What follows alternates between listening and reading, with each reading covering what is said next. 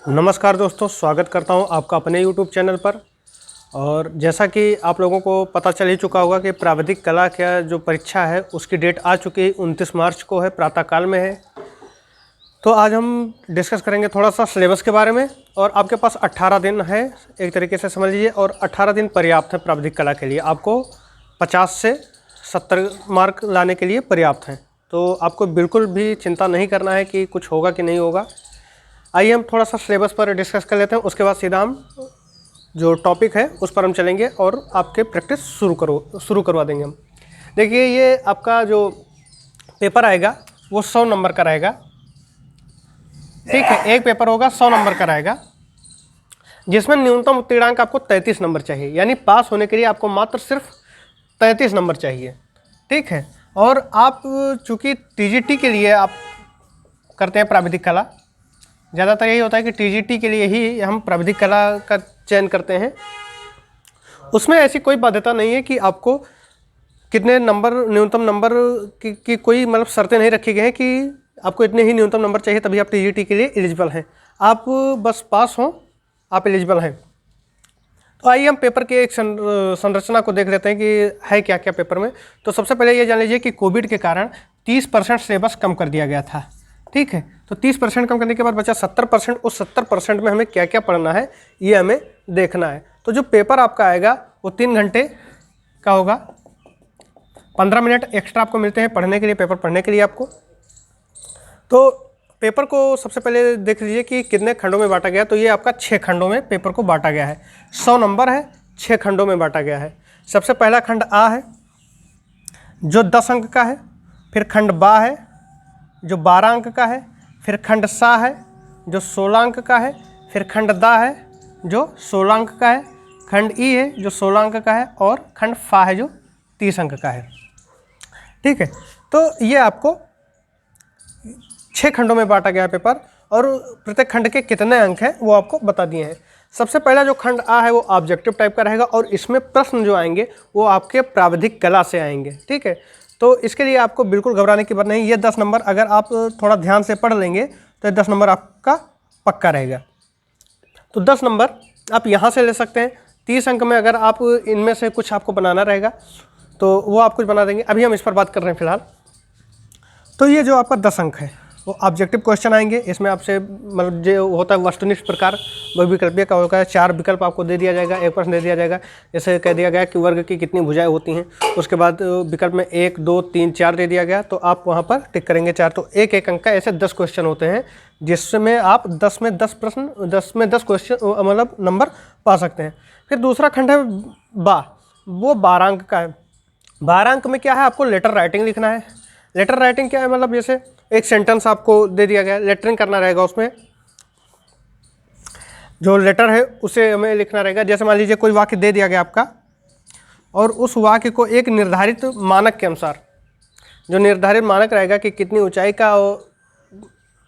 में आपको लिखना है वो आपको दिया रहेगा। उसी अनुसार आपको यहाँ पर आपको मौलिक ज्ञान ये होना चाहिए कि प्रत्येक अक्षर की चौड़ाई कितनी होती है।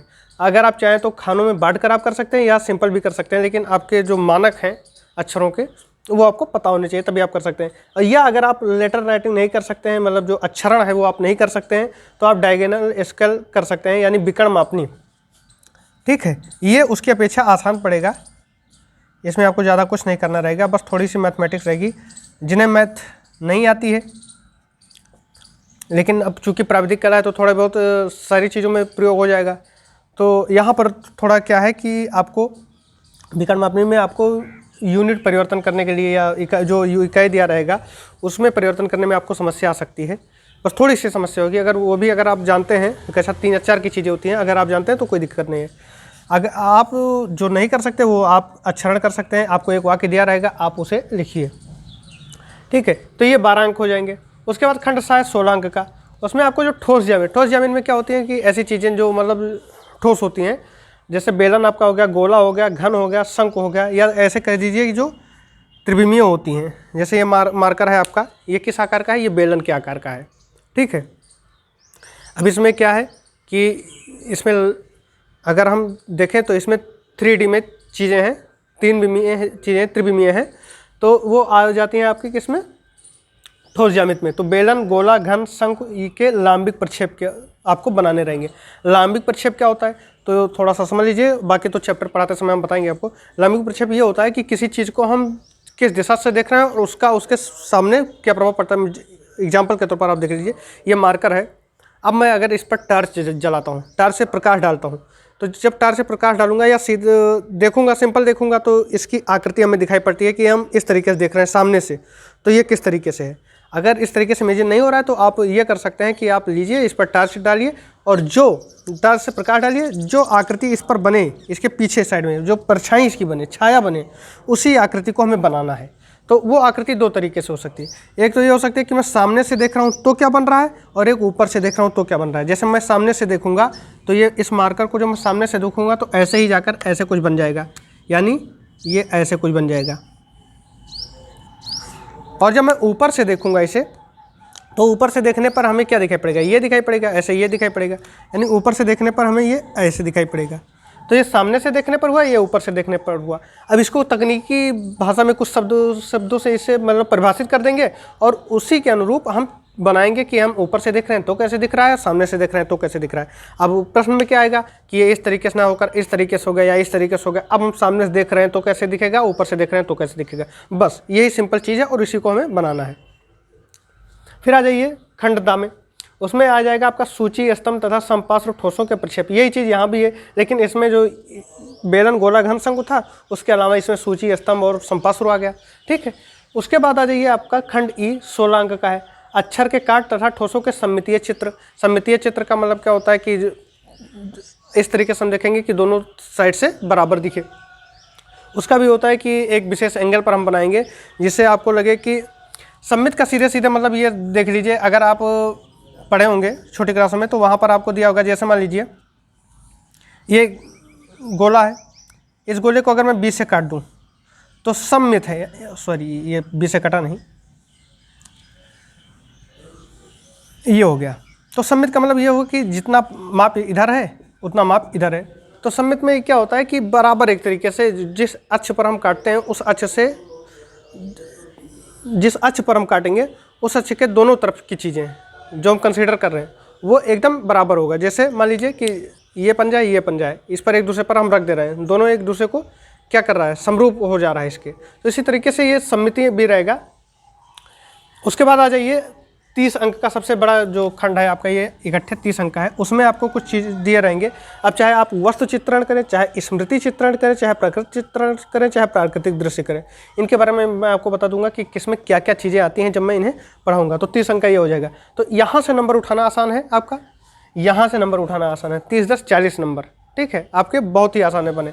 इसमें से भी आपको अगर विकर्ण मापनी आता है तो आप पा जाएंगे, नहीं तो आप लेटर राइटिंग से भी आप पा सकते हैं।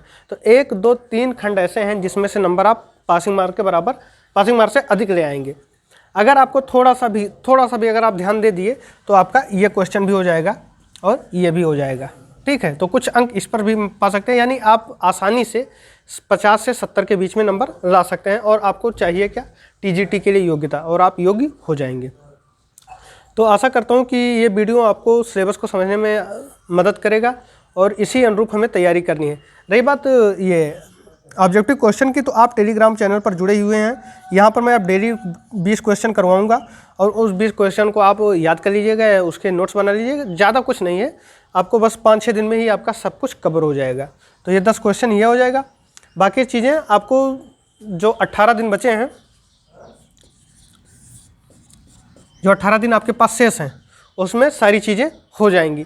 आपको बिल्कुल घबराने की ज़रूरत नहीं है। ये सारी चीज़ें जो हैं वो मात्र 10 दिन का सिलेबस है, ज़्यादा कुछ नहीं है। ठीक है, तो आशा करता हूँ कि ये वीडियो आपको समझने में मदद करेगा इस सिलेबस को, और आपकी तैयारी की जो रणनीति है वो भी बनाने में मदद करेगा।